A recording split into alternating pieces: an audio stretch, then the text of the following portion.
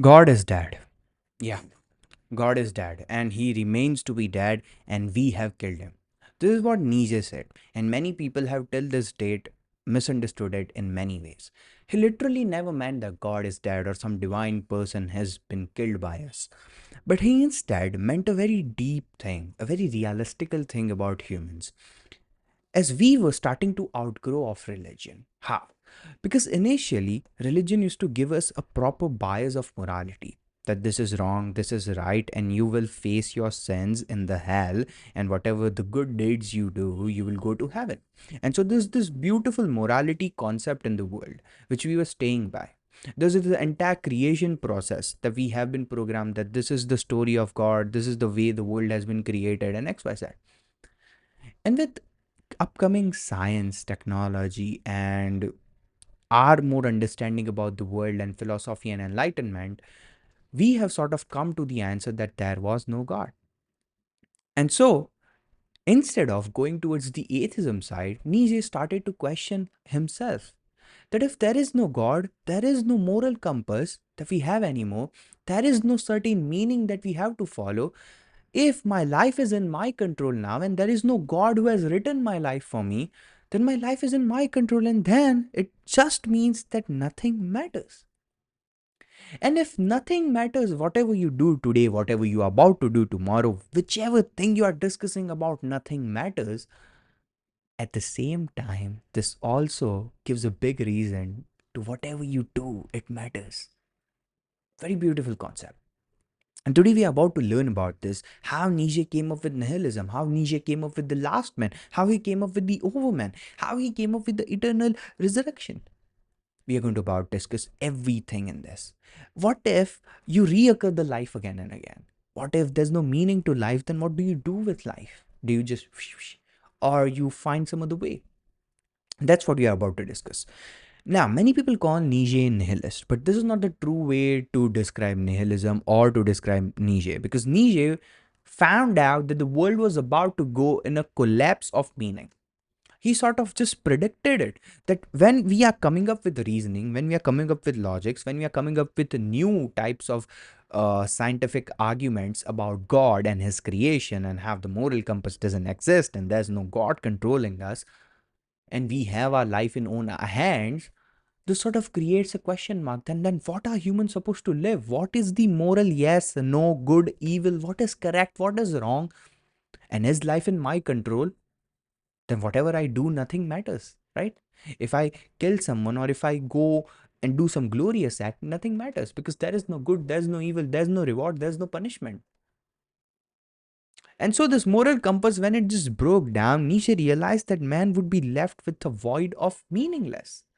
Like, there's no meaning to life. There's nihilism. Nothing you do matters. A sense of nothing matters is nihilism. But Nietzsche went a step ahead it.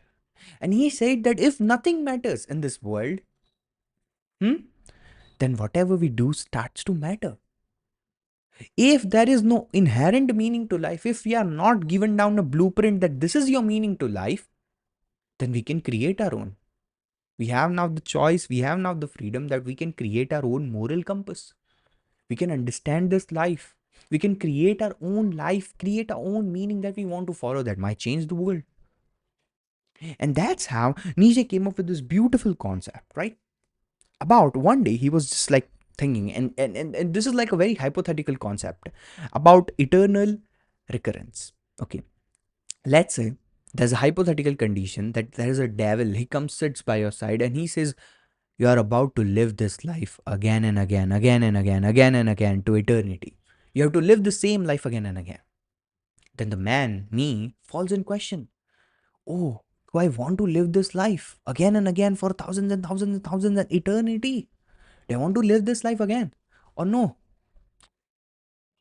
That just creates a very symbolic and very deep and very profound meaning to life, that are you doing the correct thing? Are you on the correct path in life? Are you so much content with life that you are, yes, I'm able to live this life for thousands of times? Then yeah, you are on the correct path. But if you don't, if you say no to that, no, I cannot live this life again and again, I have to change something. Then that is the point when Nietzsche comes up with the last man concept. Now, the last man is that he believes in the morality that God has provided him. He thinks that whatever happens to him or whatever has happened to him is because of God, and it's because of some bigger purpose in life, and there's this God who has written this entire life from him, and X was that. And he also believes that there's this sin, there's this good deeds that I have to do, and these matters at the end of the day, because this creates the sort of heaven and hell, and it depends whatever I do, and whatever my afterlife is, XYZ. Right? Now, when the science, logic, and philosophy and psychology, when they break down the entire religion, and when you go to core of it, you find nothing, and then the last man is broken, because his entire life stands in an existential question, you know. And so everybody, once there's God and once the God is dead, it creates a void of this emptiness, of this existential questions, that why do I even exist then? That there's nothing this matters, because you have been programmed since the start of your life in that way, that there's this God, there's this moral compass that you have to live by, and blah blah blah. And suddenly, if I just present a scientific understanding to you, if I create some research paper and then I present it in front of you, and I literally give you scientific proofs and logical arguments as to why God doesn't exist, suddenly you are left with nothing. And Nietzsche, was always a time was ahead of, he was always thinking about the future. He was always a future man. And so he's predicted that. And that's why he came up with the concept of Overman, the Superman. Nah, okay, it's not your Superman, right? It is a Superman, an Overman, an Ubermensch, who comes up with his own meaning to life, who creates his own meaning to life. Okay, there's no finding meaning to life. You'll never find the correct meaning that life has supposed to give you. No, you will never find that. You have to create your own meaning, and we have some points that they have to discuss regarding how to be that Superman. Okay, and that becomes really important. Okay, so I have this points written over here that I will just follow with you. Okay, so the first is, which he says, is to disobey the moral compass. Okay, because it just gives you a set of rules that someone else has created a few thousand years ago into your head, and you sort of follow morality like a blind man. You have no direction. In order to create your own meaning, you have to first break down the old beliefs that you have, which are not based on the facts. And when you are presented with the logical arguments, you have to disobey the traditional morality that this world presents to you. And this creates a void, that nothing matters, that there's this evil, that this people killing someone, serial killers out there, terrorists, they're correct then. They're right, because there's no God. And that's why Nietzsche comes up with the second point, which is to create your own sense of morality. He's not saying that stay without moral reasons. He's not saying that morality is a vague thing. He's saying a traditional morality, a generic morality, which is just presented to you and not created by you, is very wrong. And you have to find a purpose for yourself. You have to create that meaning for yourself, right?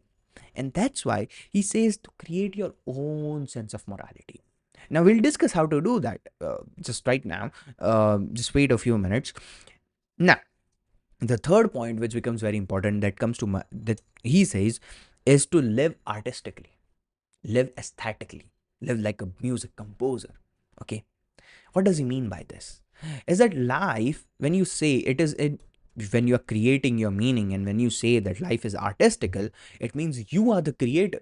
You are the one who creates your life. You are the one who creates your future. You are the one who creates whatever you are doing in the present. And you are the creator, you are the controller of your life, right? Then how would you move with that point? When you are the creator of your life, that means you can create who you want to be. That means you can give yes to that answer of eternal recurrence. What the fuck am I saying? Eternal recurrence, right? Whatever you do again and again, whatever your sort of way of doing life is, you can control it. Whatever happens tomorrow is controlled by you. Whatever you do today is controlled by you. You create your life and live life artistically, which means to create your own life according to your moral values that we just created. To create your sense of morality, and then to design your life, to design your character, then to design whatever life you want, whatever meaning you want. And then he comes up that the overman has a strength to say yes to the suffering, to the pain of life. He's okay that there's no existential meaning to life. Okay, he has considered a yes, that yeah, there might be some fate, there might be some things that I won't be able to control. Yeah, but there are some things that I can control. And so I have to accept with it. I have to set in terms with it. That yeah, these are the things I would never be able to control in my life. There's this randomness of probability. I have talked about it in previous videos, that whenever you talk about randomness of probabilities, that tomorrow if I get struck by a truck and I'm just killed, it was just a randomness of probability. There's no God controlling that truck. There's no God controlling me to come in front of that truck. It just happened. It's a randomness of probability. And that can go against way. Sometimes you just randomly take God's name and you pray on something and your mom just get cured of cancer. That's a random event. It was supposed to happen. It can be lucky. It can be something which is literally killing someone, right? And so what I'm trying to say is, there are some things that you can't control, there are some things that you can control. And when the things that are you can control, which we discussed in the previous point, that you have to live your life artistically, and that's why you have to create your own life. You have to create and control your own life. You have to create your own meaning. You have to create your own character design. Okay, and then you have to create your own moral compass, and then you have to live your life according to that. Now, what he says is there will be some things that you won't be able to control. A more fatty or something, he says, right? Which means there will be some fate things that you won't be able to control. And he says, love your fate. Love your fate. Accept it. Because this is the grief cycle. I don't know if you can see this. Okay, this is the grief cycle, right? And here, where the fuck is it? Here stands acceptance, right? This is acceptance. You start with denial, you go to anger, you go to bargaining, you come to depression, but in the end, there's this one thing which is acceptance. And so what he says, love your fate. There'll be some things that you won't be able to control. At the end of pain, at the end of suffering, always stands acceptance. So why don't we accept it? Why don't we love our fate at the first? There will be some things that we just list down and things that we are not able to control. Okay, sometimes you given everything in that exam, you learn for it, you revise it, you go through PYQs, you do everything that is in control of you, and still the exam goes not your way. Still you maybe fail, or maybe you don't consider or you don't concede the marks you were expecting. Then is it that life is meaningless? No. Start loving your fate. Start understanding that there will be some things that you won't be able to control. What were you able to control though? Was your preparation for that exam? Did you control that properly? And that's where the last point comes in, is that a overman, a superman, he doesn't rule, or he's not a muhtaj. How do I say this? He's not in the restrictions. He's not in the chains of morality, which is generic. He creates his own morality. He's not under any influence of redemption. He doesn't want to take revenge on someone. He doesn't have hope for something. He creates his own meaning, which he follows. Okay, and whenever these distractions become the primary point of your life, that is when you get distracted from your meaning, and that is when you're not able to create your meaning, and somebody else creates a meaning for you and say, this is your life, this is what you have to do. And then you start following, and then you find sorrowness and suffering, and then you don't even find growth in that suffering that we are about to discuss, right? And so he or she, the overman, the superman, understands that this life is enough. I don't need hope. I don't need redemption. I don't need these extreme emotions in me. Life is enough to teach me things. Life is enough to go get me through pain. Life is enough to get me through suffering. And then life is enough to teach me things. Life is enough to grow me. There's no need for an external being. That is what you need to understand. There's no someone who controls your life. You will be the one who controls your life. And that is, life is a playground, and you are playing character. You are a playing conscious character. Remember that. You are not an NPC, non-playable character.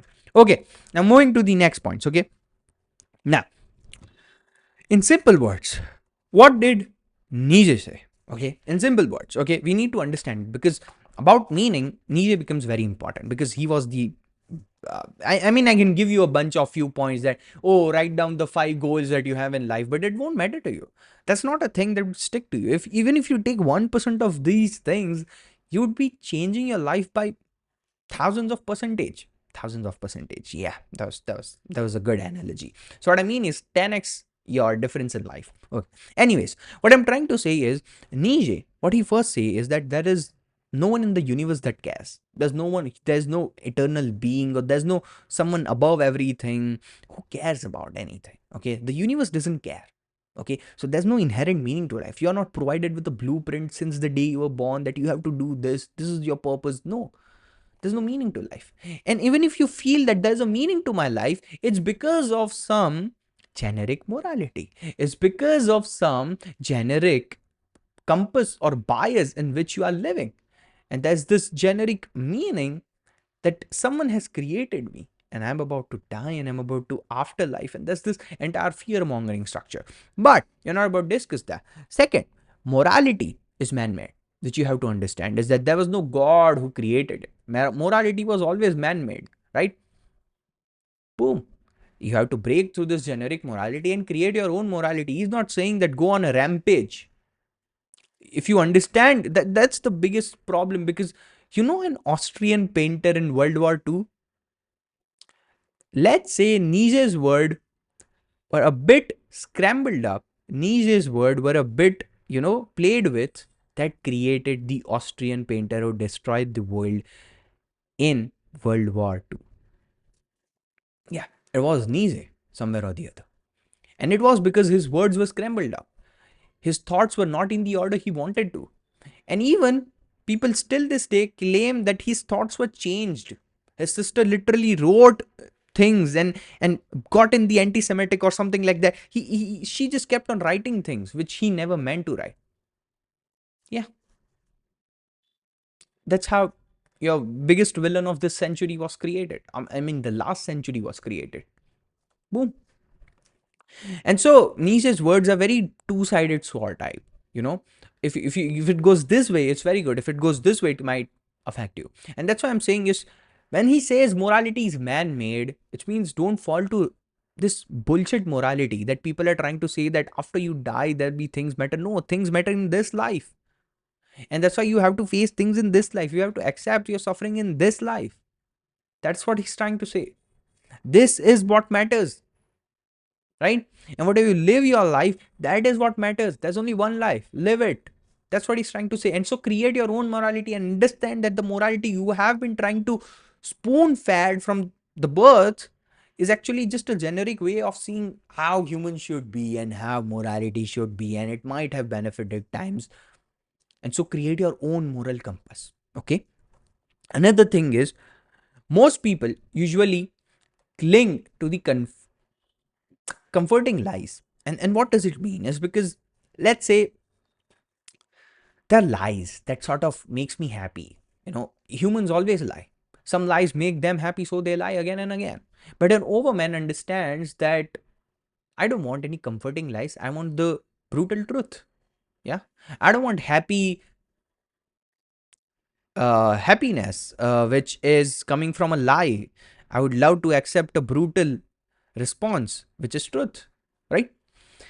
And so he says that there will be a strong few individuals who will be able to destroy these lives, face that there's a void of meaning, create their own meaning, and go and embark on that path. Okay.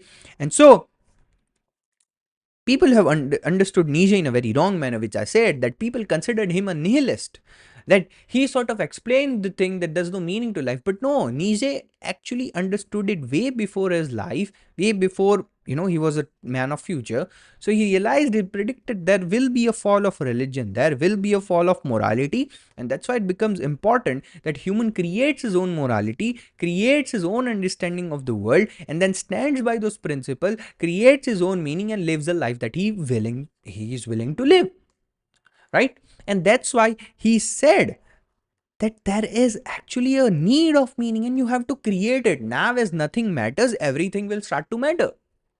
There's no God seeing you, which means everything you do in this life will matter to you. And that's why whatever you do needs to be according to the meaning that you want to follow, instead of some generic moral compass that you have been following for years, or instead of some generic meaning that someone has brought up to you or you have been influenced by someone. There's no free will apparently, but what he's trying to say is nothing matters. Then whatever you do will not matter, and that's why you can create your own meaning in life, right? That's what he's trying to say. You are not no more controlled or manipulated by anyone. You can create your own meaning. How beautiful is that? How beautiful is that? You can create your own meaning. And look at it rationally, please, right? Okay. Now, steps, what the fuck am I saying? 5 steps of creating your own meaning, right? Now, this is sort of a bit practical, but at the same time, it's also aligned with what Nietzsche said. Okay. So, one is to stop looking for meaning. Okay. And start making one meaning. There will be no meaning that you would go in the world and start to find. And even if there is a meaning, there won't be something that satisfies you, that won't be something that grows you, there won't be something that makes you the overman. Okay, because you are still believing in whatever generic morality is, whatever people taught you, whatever general bias this is what you are believing in. Then there's nothing that matters. Then you are not an overman, that you have not overcome what social compass is. You are still in that thing, thinking about people, you are still in that structure. And I know it's not practical, it is realistic though, right? How many times do you want to spend your life thinking that someone is looking at you, thinking that someone is influencing you? Let's just imagine that there's nothing that matters. There's no one who's looking at you, right? Then would you do something that you love? Would you do something that would create a meaning that would grow you? Or would you still do something that people are pleased with? If nothing matters at the end of the day. Hmm? So would you do something if there was no reward, if there was no influence to you? Would you still do it? Is the question you have to answer. That is the first step to creating your own meaning. Another step, turn your pain into direction. Okay, there will be some painful and suffering moments in your life, maybe months, where you go through shit that you don't want. But you have to realize that what does this pain teach me about myself? And how am I reacting to these conditions? And another thing is what matters to me. Because pain usually teaches the opposite way. It shows you the opposite direction of how the world should be looked to. There's a very beautiful thing said about depression is that it's hyper reality.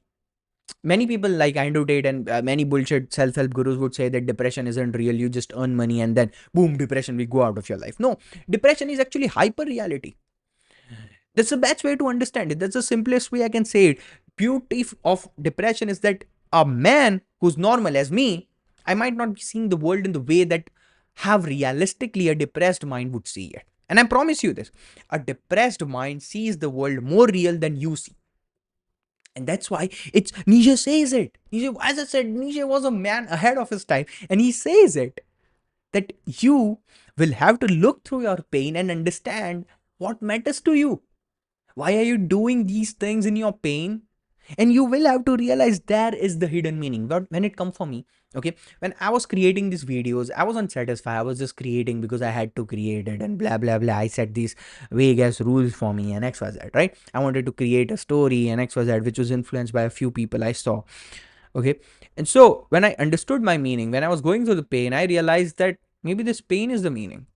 You know, maybe I'm going through this pain of questioning myself, of not understanding myself. How about I create it into a meaning? And I created it, and then I started to make these videos, which was the from the comeback video, right? Okay, so the third point is choose a worthy struggle. Please, comfort is never going to help you grow. And that's why it becomes very important to understand that struggle should be in a thing which makes you competitive, a thing that makes you grow, a thing that makes you challenge, within yourself and helps to become or to get to that new version of you, to the next step of you, right? And so, meaning grows when you give your energy to something that changes your world, right? Another last 2 points is fourth point, create your own values. Now, why does this become important? Is write 3 things down. Just do this for me, okay? Write 3 things down that you will stand by, okay? That you will stand by, nothing matters, okay? So let's say there is no hell, there is no heaven, there is no eternal punishment, there is no eternal reward. What are you going to do now? Okay?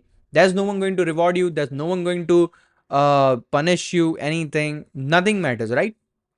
Nihilism. Still, at that point, what would you stand by? 3 things that you would stand by, even though nothing matters. We have discussed nothing matters. Then, 3 things that you would stand by. Okay. And then comes the last point, drum rolls, which is saying yes to life, which is amor fati or something like that, right? Which he said. which is love your fate. There'll be things that you won't be able to control, there'll be things that you will be able to control, and that is the beauty of life. Okay, I hope you guys understood this. I actually have a 4 phase, which is actually a 5 phase plan of actually how to implement meaning in your life according to Nietzsche, that me and ChatGPT sort of created together. It's a very beautiful thing, okay, but it's a very long ass thing, and I have to understand it first in detail before saying it to you guys, and so it will take me some time. But yeah, that was Nietzsche, and that was creating your meaning in life, and that was becoming the Superman. Okay, that's it for this video. I hope you guys loved it, and I hope you implement it in your life and grow with time. Okay, other than that, stay peaceful, stay safe, keep the people around you safe, and just understand nothing matters, and that's why anything you do from today will always matter. Bye.